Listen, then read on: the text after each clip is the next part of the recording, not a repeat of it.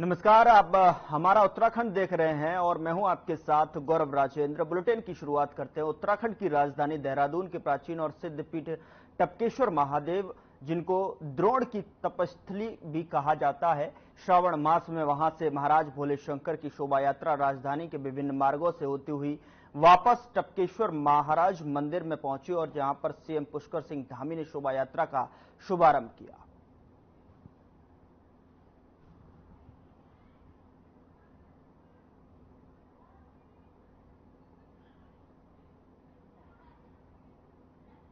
ये टपकेश्वर भगवान पूरे देहरादून के आराध्य है और देवेश्वर के रूप में, देवेश्वर के रूप में, टपकेश्वर के रूप में, अंत में टपकेश्वर के रूप में, क्योंकि अनेक बार भगवान शंकर वो मार्ग से प्रकट हुए।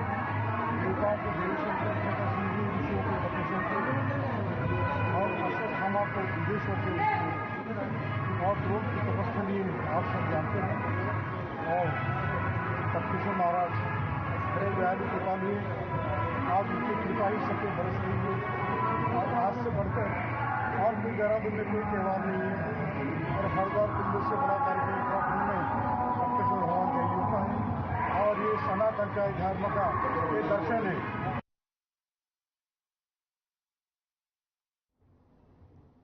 इस बीच बड़ी खबर का रुख करते हैं। देहरादून से बड़ी खबर है, जहां पर कैबिनेट के महत्वपूर्ण फैसले पर जो है धामी जो कैबिनेट की बैठक हुई है और सीएम धामी की अध्यक्षता में बैठक ये हुई है। 21 अगस्त से गैरसैंण में शुरू होगा विधानसभा सत्र। अनुपूरक बजट को प्रस्तुत करने की स्वीकृति। इस वक्त की बड़ी खबर देहरादून से आप तक पहुंचा रहे हैं, जहां पर धामी कैबिनेट ने कई अहम फैसलों पर मोहर लगाई है। वक्त की बड़ी खबर आप तक पहुंचा रहे हैं। सीएम धामी की अध्यक्षता में यह बैठक हुई है। 21 अगस्त से गैरसैंण सत्र जो है आरंभ होगा। कैबिनेट के महत्वपूर्ण फैसले, धामी कैबिनेट की बैठक हुई है। सीएम धामी की अध्यक्षता में यह बैठक की गई है। बड़ी खबर इस वक्त की आप तक पहुंचा रहे हैं। 21 अगस्त से गैरसैंण में शुरू होगा विधानसभा का सत्र।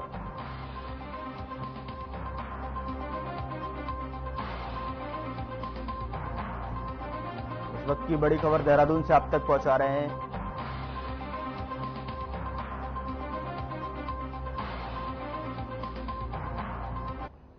उधर कोलकाता के मेडिकल कॉलेज में जूनियर रेजिडेंट डॉक्टर से दुष्कर्म और नृशंस हत्या ने पूरे देश को हिलाकर रख दिया है। इस घटना के विरोध में इंडियन मेडिकल एसोसिएशन ने देश भर के सभी सरकारी और निजी अस्पतालों में 24 घंटे की हड़ताल की घोषणा की है। उत्तराखंड में भी सरकारी और निजी अस्पतालों के डॉक्टर हड़ताल पर हैं, जिससे मरीजों को खासी दिक्कतों का सामना करना पड़ रहा है।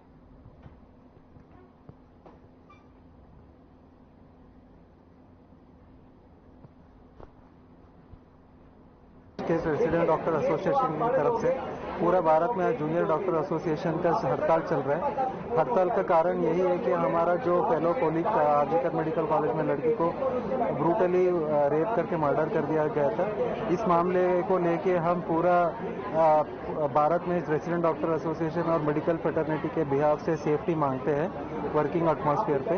ये हमारा एक पहला मांग है। और दूसरा मांग है सेंट्रल हेल्थ प्रोटेक्शन एक्ट। ये अगर एक्ट सारा मेडिकल प्रोफेशनल्स को अप्लाई होगा, नर्सिंग स्टाफ को लेके, डॉक्टर्स को लेके और जो भी हॉस्पिटल में कर्मचारी हैं उन सबको अप्लाई होगा।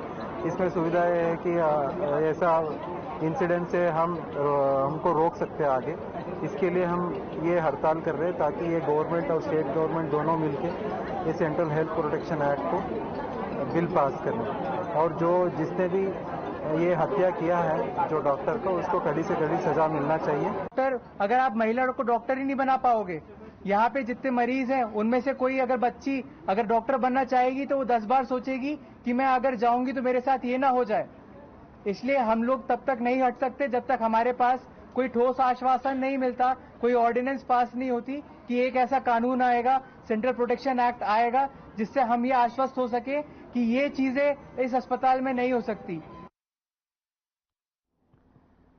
उधर खबर चमोली जिले से के दूरस्थ गांव डूमक की है, जहां सड़क की मांग को लेकर ग्रामीणों का क्रमिक अनशन 16 दिन भी जारी रहा है। साथ ही आपको बता दें कि कई बार शासन प्रशासन से पत्राचार करने के बावजूद भी कोई सकारात्मक पहल अभी तक नहीं की गई है। बता दें कि ग्रामीणों को मुख्य सड़क से 18 किलोमीटर की पैदल दूरी तय करनी पड़ती है। सड़क की मांग को लेकर वे लोग लगातार आंदोलन कर रहे हैं, लेकिन कोई भी पहल अभी तक शासन प्रशासन द्वारा नहीं की गई है। वहीं ग्रामीणों ने उग्र आंदोलन की भी साथ ही साथ चेतावनी दी है।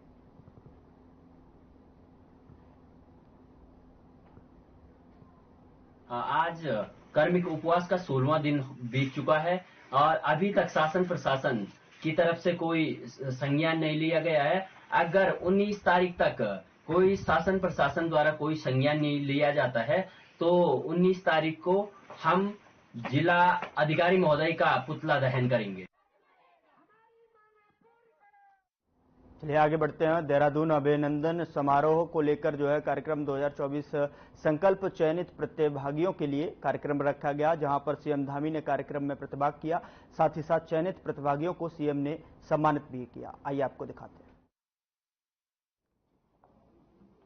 इस कार्यक्रम को आगे बढ़ाते हुए अपनी प्रजा के सुख में राजा का सुख निहित है और प्रजा के कल्याण में ही राजा का कल्याण निहित है, ऐसा महान विचार आचार्य कौटिल्य ने कहा है।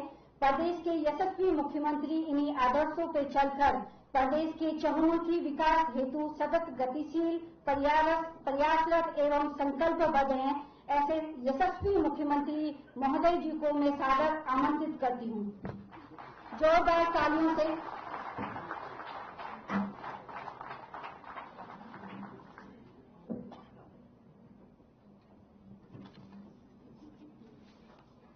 भारत माता की, भारत माता की। नवचयनित प्रतिभागी सिविल सेवा के उनके आज इस अभिनंदन कार्यक्रम में, अभिनंदन समारोह में मंच पर आसीन जिन्होंने बहुत ही सरल और शांतिपूर्ण तरीके से हम सबका यहाँ पर मार्गदर्शन किया है। हमारे कानून विचारक आदरणीय डॉक्टर शैलेंद्र जी, हमारे राज्य के मुख्य सचिव रहे और अभी हमने जो उत्तराखंड राज्य को गौरव प्राप्त हुआ समान नागरिक संहिता का विधेयक यहाँ पर बन गया है और जल्दी ही वो कानून के रूप में लागू होने वाला है। उसके हमारे बहुत ही महत्वपूर्ण सदस्य Shri Shatrughan Singh, doctor Ramcharan Singh vice chancellor और संकल्प के न्यासी और जिनके मार्गदर्शन में हजारों हजार हमारे प्रतिभागी अपनी तैयारियां करते हैं। संतोष पाठक जी और इस सभागार में उपस्थित हमारे सभी एक से एक महानुभाव अपनी अपनी जिन्होंने विभिन्न क्षेत्रों में विशिष्टताएं प्राप्त की हैं। मैं नाम की औपचारिकता में जाऊंगा तो बहुत लंबा हो जाएगा। बहुत सारे हमारे आईएएस अधिकारी भी हैं, आईपीएस भी हैं, वाइस चांसलर हमारी सुरेखा जी हैं, हमने बहुत सारे लोग। हमें किस किस का नाम दूं? हमारे मेरे भी अभिभावक यहाँ बैठे हुए और जिनका चयन हुआ है, सच में उनके लिए चयन होने वालों से ज्यादा खुशी जिनको हो रही है। ऐसे सभी हमारे अभिभावक हैं और जिनके निमित्त आज हमारे डॉक्टर शैलेंद्र जी ने कहा कि जिनके लिए कार्यक्रम हो रहा है, ऐसे सभी चयनित प्रतिभागीगण और जिनका भविष्य में चयन होने वाला है, ऐसे भी बहुत सारे हमारे छात्र और छात्राएं प्रतिभाग करने वाले यहाँ बैठे हुए हैं। हमारे सभी आए हुए अतिथिगण, हमारे पत्रकार मित्रों, छायाकार बंधुओं, मैं सबसे पहले तो जिनका सिविल सेवा में आज चयन हुआ है, जिनका हम सब लोगों ने यहाँ पर आज स्वागत किया, सबका अभिनंदन किया, सबका हम लोगों ने उत्साहवर्धन किया है, मैं उन सभी को अपनी तरफ से मैं उन सबका स्वागत करता हूं, सबका अभिनंदन करता हूं और सबको बहुत शुभकामनाएं देता हूं, बधाई देता हूं। और वास्तव में आज कई बार हमारे जो प्रतिभागी चयनित हुए हैं, पुरुषोत्तम जी वो यही सोचते होंगे कि जब चयन हो जाता है तो काम समाप्त हो जाता है, तब तक जब तक चयन नहीं होता है। लेकिन सच में आज उनका काम चयन होने के बाद उनका काम अब प्रारंभ हुआ है और उनके लिए बहुत ही गौरव भी है, उत्साहवर्धन भी है उनका हर प्रकार से। और साथ में मैं देख रहा था कि अभी मेरे से पहले बोलने वाले वक्ताओं ने बहुत अच्छे तरीके से सब बातें बोली हैं। उनको अगर ये सफलता मिली है तो इस सफलता में जहां उनके माता पिता का बहुत बड़ा योगदान है, उनके गुरुजनों का है और साथ में बहुत अभिभावकगणों का, ऐसे बहुत सारे लोग हैं जिन्होंने किसी न किसी रूप में उनको अपनी शुभकामनाएं दी होंगी। उनके प्रति उनके मन में हमेशा कृतज्ञता का भाव है, क्योंकि मैं जानता हूं अच्छी तरह से अगर किसी गांव का बेटा या बेटी आगे जाते हैं, किसी मोहल्ले के आगे जाते हैं, तो वो पूरे मोहल्ले के लोग खुश होते हैं, पूरे गांव में लोग खुश होते हैं। फिर किसी शहर से किसी की उपलब्धि मिलती तो शहर के लोग कि हमारे गांव का बेटा है, हमारे गांव की बेटी है, उसने आज यहां पर ये कर दिया, आज उसका यहां चयन हो गया, उसने ये पदक जीत लिया, उसने आज ऐसा कमाल कर दिया। सबकी भावनाएं ऐसे जुड़ जाती हैं और धीरे धीरे वो फिर एक परिवार का बेटा या बेटी नहीं रह जाते, वो पूरे समाज के हो जाते हैं। इसलिए आज जिनका हम लोग यहां पर सम्मान कर रहे हैं, जिनका अभिनंदन कर रहे हैं, स्वागत कर रहे हैं, उनको भविष्य के लिए बधाई दे रहे हैं कि वो आने वाले समय में और अच्छा काम करें, क्योंकि उनके साथ अब हमारे पूरे प्रदेश की, हम सब लोगों की, सबकी भावनाएं और संभावनाएं उनके साथ जुड़ रही हैं। और हमारे लिए बड़ी ये अत्यंत गौरव का क्षण है कि इतनी बड़ी संख्या में राष्ट्रवाद की विचारधारा से प्रेरित सिविल सेवा परीक्षा में सफलता प्राप्त करके भारत की प्रशासनिक तंत्र को मजबूती देने का कार्य आप करने जा रहे हैं। मैं इस उपलब्धि के लिए आप सभी को और आपके अभिभावकों को भी, अभी आपको भी मैं बहुत बधाई देना चाहता हूं, बहुत शुभकामनाएं। साथ ही मैं संकल्प परिवार को बधाई देता हूं, जिनके मार्गदर्शन में इस वर्ष की सिविल सेवा में कुल चयनित 1016 में से संकल्प से जुड़कर 646 अभ्यर्थियों का चयन हुआ है। ये एक बड़ी संख्या है और मैं भी संकल्प से जुड़ा रहा हूं। आज इसकी तैयारी तो मैंने नहीं करी, लेकिन मैं कभी कभी दिल्ली जाता था तो जब पटेल चेस्ट पर वहां कार्यालय हुआ करता था, मैं उस कार्यालय में जाता था, इसलिए मैं भी अपने आप को संकल्प का विद्यार्थी मानता हूं। मैं उस सेवा में तो नहीं हूं, मैंने उस सेवा में गया, लेकिन मैं जिस सेवा में भी हूं, ये सेवा निश्चित रूप से जैसा नाम है उसी प्रकार का संकल्प सिखाती है। और आप सब लोगों ने ये जो सफलता मिली है इसके लिए कठिन परिश्रम किया है और उसी का ये प्रतिफल है कि, और साथ में इसमें संकल्प के उत्कृष्ट मार्गदर्शन का भी कहीं न कहीं योगदान है। और बड़ा अच्छा लग रहा था कि संतोष जी जब बोल रहे थे तो उन्होंने कहा कि जो भी इस प्रकार का प्रतिभावान छात्र छात्राएं दिखाई दे उसके लिए संकल्प हमेशा तैयार है। बहुत बड़ी बात है आज के युग में इस प्रकार से काम करना और इस सेवा में चयनित होना निसंदेह ये एक महत्वपूर्ण उपलब्धि है। लेकिन ये यात्रा अब यहीं समाप्त नहीं होती, जैसा मैंने कहा, आप सबकी एक नई यात्रा की शुरुआत है और एक ऐसी यात्रा जो हमारे देश के भविष्य को गढ़ने में सिद्ध होगी। आप सब लोगों ने बहुत सारे आयामों पर काम करना है, देश के सामने बहुत सारी चुनौतियां हैं, उन चुनौतियों पर काम करना है और नवाचार करके लगातार देश के लिए नई नई उपलब्धियों को हासिल करना है।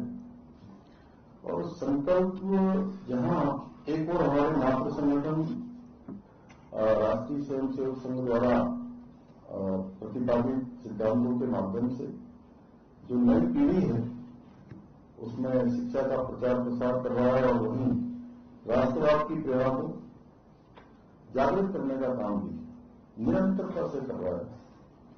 और यह संस्थान केवल शैक्षिक केंद्र नहीं बल्कि एक ऐसा स्थान है जहां पर राष्ट्र निर्माण की भी नींव रखी जाती है। अपने आप में एक अलग प्रकार का संस्थान, यहां विद्यार्थियों को न केवल प्रशासनिक सेवाओं के लिए ही तैयार नहीं किया जाता है बल्कि उन्हें भारतीय संस्कृति, सभ्यता और राष्ट्रवाद के जो मूल्य हैं, जो नैतिक मूल्य हैं, उन मूल्यों से भी अवगत कराने का काम हमारा ये संस्थान करता है। और संकल्प में हर वर्ग, हर जाति, हर धर्म के छात्रों को समान रूप से, अभी संतोष जी ने बताया किस प्रकार से निःशुल्क रूप से उनका मार्गदर्शन उपलब्ध कराया जाता है, यह निश्चित रूप से सभी के लिए प्रेरणादायक है। और हमारे शास्त्रों में कहा गया है, अमंत्रम अक्षरम नास्ति नास्ति मूलम अनौषधम अयोग्य पुरुषम नास्ति योग्यता तब तक दुर्लभ है। अर्थात ऐसा कोई अक्षर नहीं जिससे मंत्र में बनता हो, ऐसी कोई जड़ नहीं है जिससे कोई औषधि नहीं बनती हो, और कोई ऐसा व्यक्ति नहीं है जिसमें कोई न कोई योग्यता न हो। जो दुर्लभ है तो एक योजक होना दुर्लभ है, यानी कि अच्छा योजन करने वाला। और ऐसे ही योजक के रूप में मैं कह सकता हूं कि हमारा इस संकल्प काम कर रहा है। साथियों, आप सभी ने आज इस परीक्षा में उत्तीर्ण होकर अपनी जो योग्यता है उसको तो प्रमाणित कर ही दिया है। अब आपको समाज के उत्तरदायित्वों को निभाकर जो एक भारत श्रेष्ठ भारत की कल्पना है, उस एक भारत श्रेष्ठ भारत की कल्पना में भी अपना योगदान देना है। हमारे देश में सिविल सेवाओं का महत्व केवल प्रशासनिक व्यवस्थाओं तक सीमित नहीं है। यह एक ऐसा क्षेत्र है जहां निरंतर राष्ट्र निर्माण की प्रक्रिया चलती है। आपके निर्णय, आपकी नीतियां और आपके कार्य अब समाज को सीधे सीधे प्रभावित करने वाले हैं। इसलिए यह अत्यंत आवश्यक है कि आप जो हमारी राष्ट्रवादी विचारधारा है उनको आत्मसात करें, उनको प्रेरित करने का काम करें, उनको आगे बढ़ाने का काम करें। और आपका हर निर्णय, आपका हर कदम देश को मजबूत बनाने के उद्देश्य से उठाया जाना चाहिए।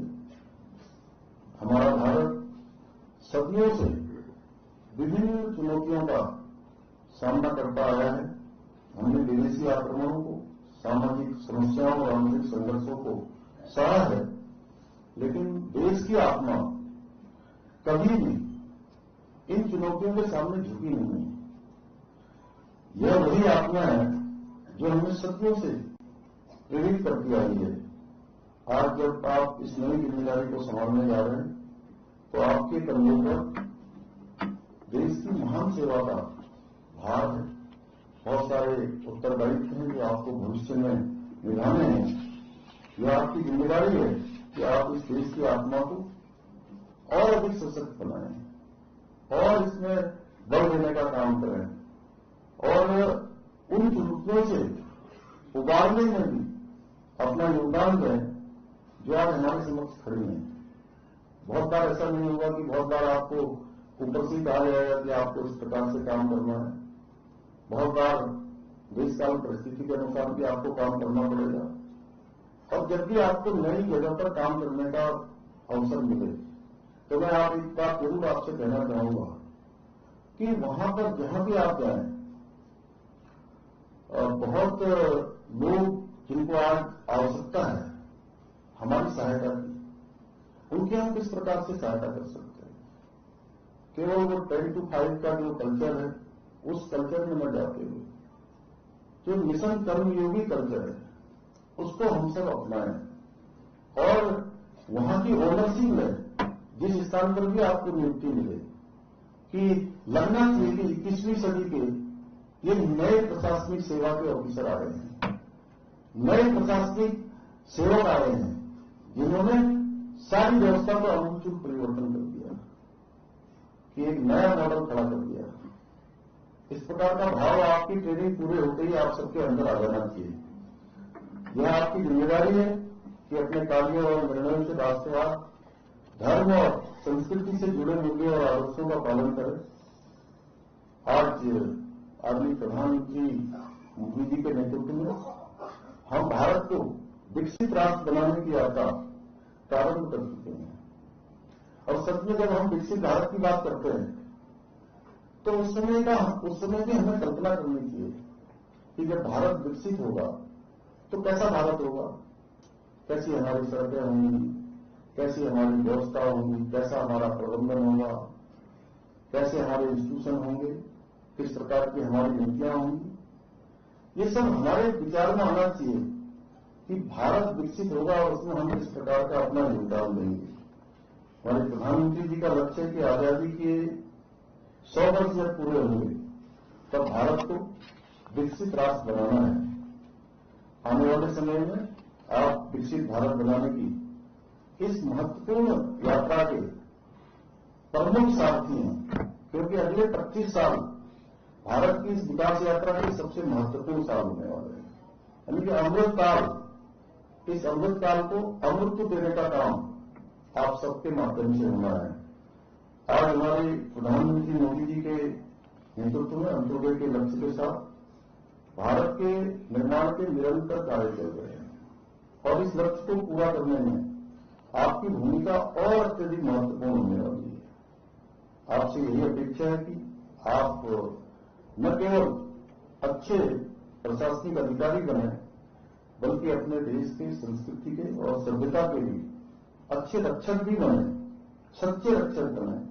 आप जिस पद पर भी जाएं, यह सुनिश्चित करें कि आपके निर्णय, आपके कार्य समाज के सभी वर्गों को सहायता करेंगे, सभी वर्गों को लाभ देंगे। राष्ट्र और देश में आपके कार्यों से योगदान होगा। विशेषकर उन लोगों के हित में जिनके बारे में डॉक्टर शैलेंद्र जी ने बहुत विस्तार से कहा कि जो समाज के अंतिम छोर में खड़े हैं। यह आपकी जिम्मेदारी है कि आप उनके जीवन में भी सुधार लाएं, उनके जीवन में भी परिवर्तन लाएं और उन्हें एक बेहतर भविष्य दें। मुझे यह कहते हुए अत्यंत गर्व हो रहा है कि आप सभी ने न केवल सिविल सेवा परीक्षा में सफलता प्राप्त की है, बल्कि आपने इस देश की सेवा करने का संकल्प भी लिया है। मुझे विश्वास है आपका यह संकल्प इस देश को एक नई दिशा देने में सहायक सिद्ध होगा। मैं इस अवसर पर संकल्प के सभी शिक्षकों का, मार्गदर्शक मंडल अधिकारीगणों को भी धन्यवाद देना चाहता हूं, जिन्होंने आप जैसे हमारे युवाओं को इस कठिन परीक्षा के लिए तैयार किया और राष्ट्र सेवा के लिए प्रेरित किया। मैं उन सभी को पुनः बधाई देता हूं, आपके उज्जवल भविष्य की कामना करता हूं। आप सदैव राष्ट्र। फिलहाल बुलेटिन में इतना ही। नमस्कार।